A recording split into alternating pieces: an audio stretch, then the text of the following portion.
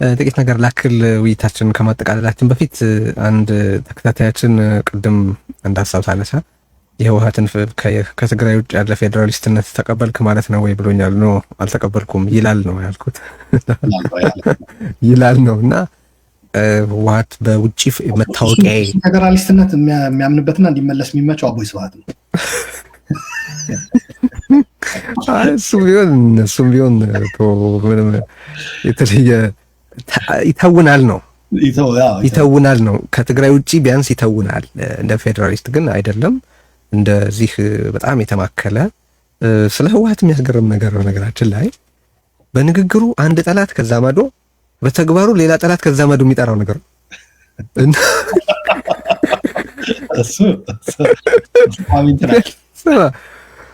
አንዱን እኮ ይዘህ በአቋምህ መሰረት የሆነ ነገር ስትተገብር እኮ ቢያንስ የሆነ አላይ ታፈራለህ አይደል? አሁን ህወሓት ያደርገው ምንድነው የሚያወራው? ስለ ምንድነው ፌዴራሊዝም፣ ስለ ብሔር ብሔረሰቦች መብት ምናምን ነው። በዚህ ምክንያት ይሄ ችግር ነው የሚሉት የፖለቲካ ኃይሎች እንደ ችግር ያዩታል አይደለም? በተግባሩ ደግሞ በጣም የተማከለ አስተዳደር ነው የሚፈጥረው።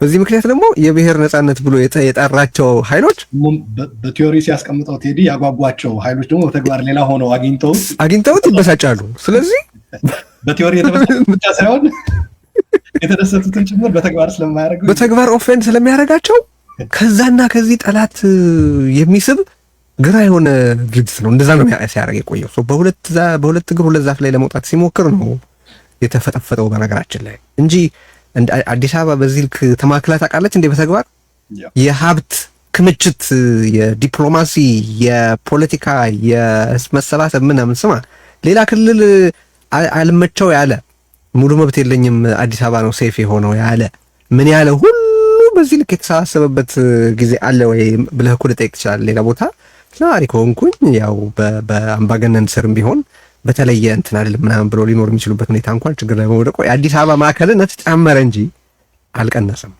በትግራይ ላይም በኋላ ኢምፕሎይ የተደረገው ያ ሁሉ አቅም ከማዕከሉ በሚበራው መብራት፣ በስልክህ ላይ፣ በባንክህ ላይ፣ በምን ላይ በጠቅላላ የነበረው አቅም ያን ያህል በዛ መጠን አዲስ አበባ የተሰበሰበው እኮ በሌላ አይደለም፣ በህወሓት ነው ወይ በኢህአዴግ ነው። ህወሓት ይመራው በነበረ ኢህአዴግ ነው። ፓራሌል ለመፍጠር ሞክሯል ልበል።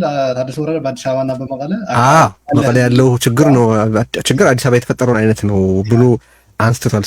እሱን እንደዛ ተመልክቶ ይተውናል። ትግራይ ላይ ግን እልም ያለ የማያስመስልም ራሱ በቃ ከዛ ውጪ ያሉ ደግሞ ሌላ ደግሞ የሚገርም ሌላ ፓራዶክስ ደግሞ አለ። አክቹዋሊ ደግሞ ትግራይን በተመለከተ የትግራይን ጥቅም የሚያቀነቅኑትን በተመለከተ ደግሞ ጠባቦች ናቸው ይላቸዋል። የትግራይ ብሔርተኞችን ትግራይ ውስጥ ጠባቦች ናቸው እነዚህ፣ እኔ ብቻ ነኝ ትግራይን በመወከል በኢትዮጵያ ውስጥ ስልጣን መያዝ ያለብኝ ይላል። አሁን ተመልከትልኝ፣ ከኢትዮጵያ ውጭ ካሉ የብሔር ብሔረሰብ ኃይላት ጋር በተግባሩ ምክንያት ጠብ ውስጥ ይገባል።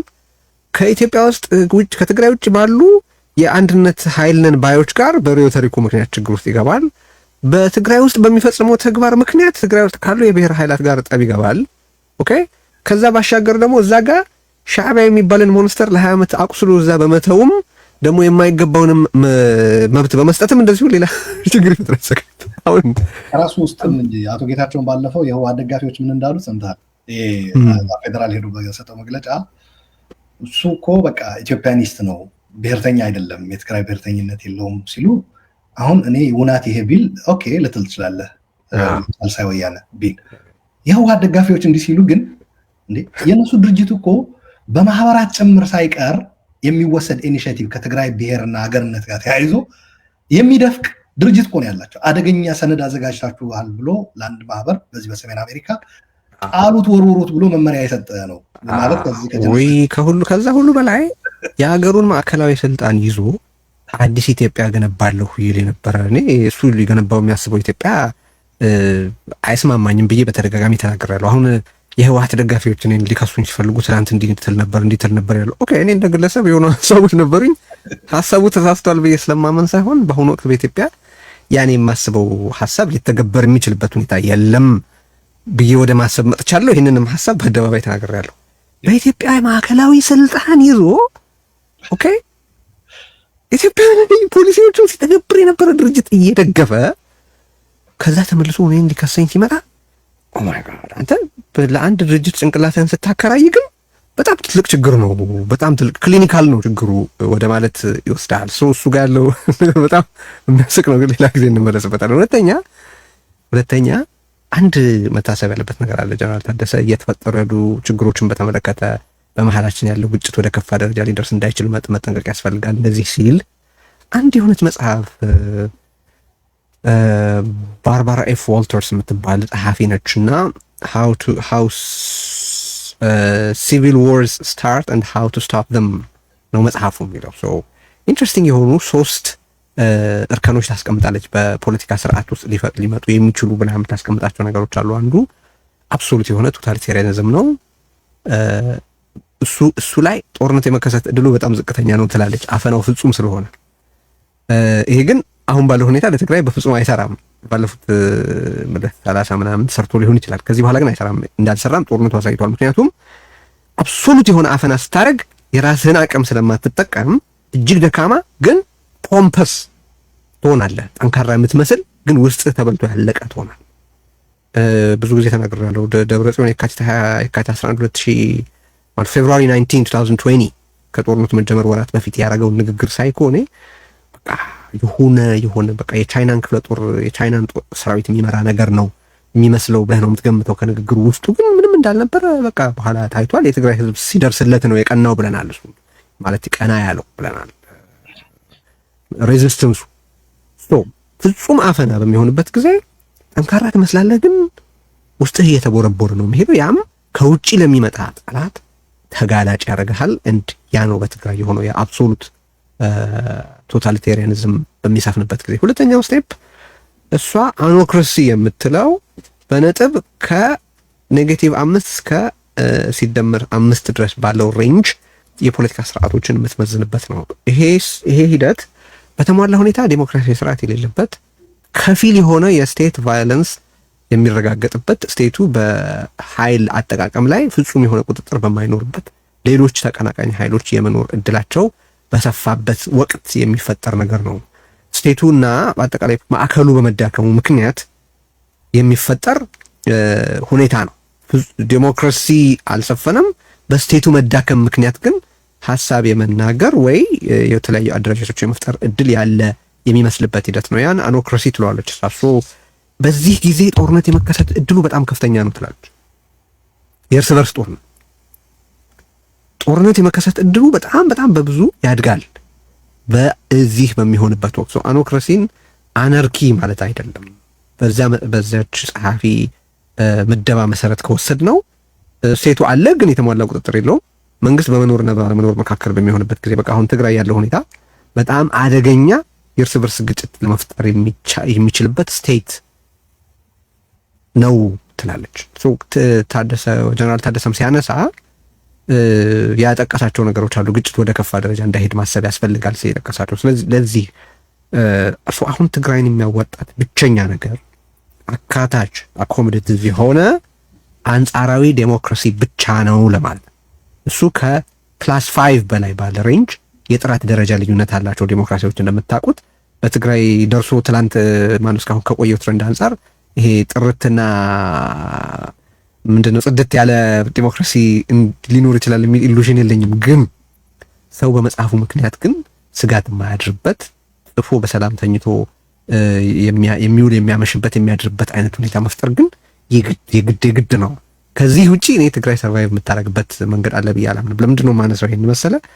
አሁን የትግራይ ችግር በደንብ አለመታፈኑ ነው ብለው የሚያስቡ የህወሓት አንጃ ደጋፊዎች እንዳሉ ስለማውቅ ነው።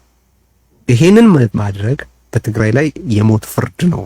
ወደዳችሁ ጠላችሁ፣ አሁን ባለው ሁኔታ ከዚህ በኋላ የትግራይ ህብረተሰብ ህልውና እንዲረጋገጥ ከተፈለገ አንጻራዊ የሆነ ዴሞክራሲ ካለና ካለ ብቻ ነው እንጂ ከዛ ውጭ ያለ መንገድ የለም ለማለት ነው።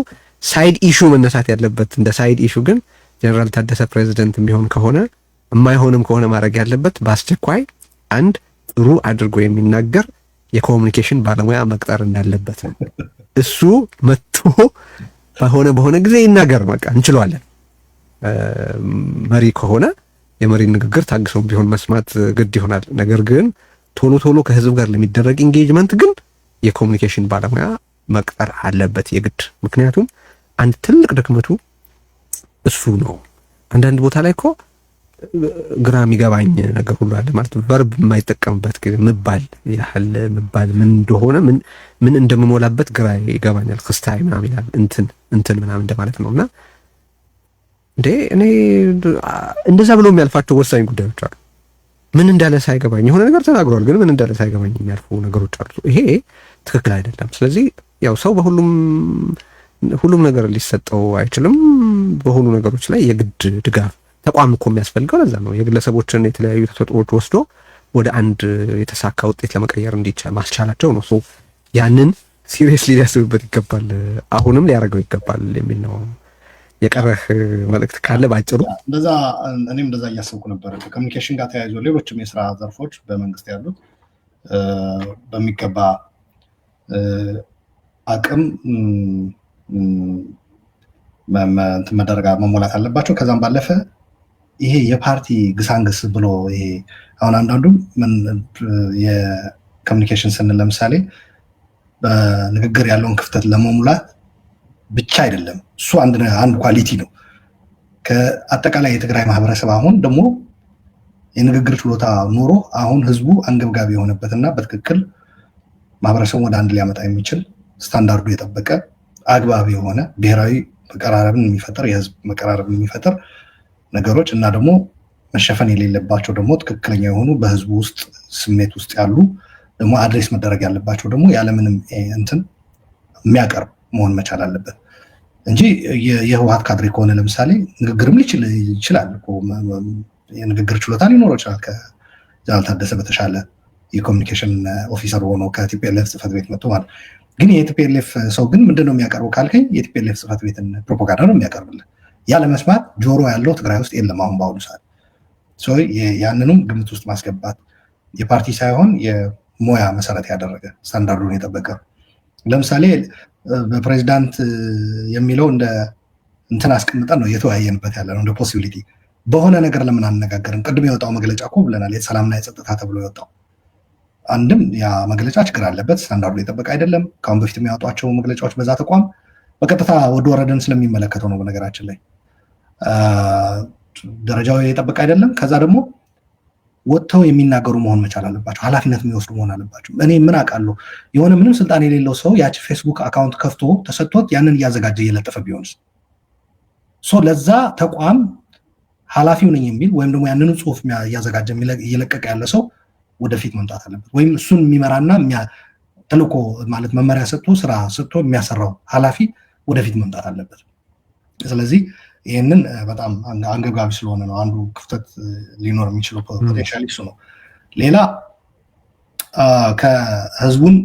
ህዝቡ የሚጠይቃቸው ነገሮች በተለይ ወጣቱ ጋር መታረቅ አሁን ባለው ስልጣኑ እንኳ ምክትል ፕሬዚዳንት ሆኖ እና የጸጥታ የበላይ ኃላፊ ሆኖ እየተሰራ ያለውን ነገር በማስቆም የህዝቡን ልብ ትርታ ማዳመጥ ያ እየተፈጸመ ያለው በጣም አሳፋሪ የሆነ ከተሞች መድን ብለዋለች እኮ በቃለ ምልልሱ ላይ መቀለ ከተማ ባዶ ሆናለች እኮ ብለዋለች። ወጣት የለም የሚመስለው ይሄ 2013 ጦርነቱ እንደተጀመረ ሰው ወጥቶ አልነበረም? ብዙ ወጣት ከተሞችን ለቆ ምናምን እንደዚህ ወደ በረሃ ሄዶ የዛ አይነት ስሜት ነው አሁን የተመለሰው መቀለ ላይ።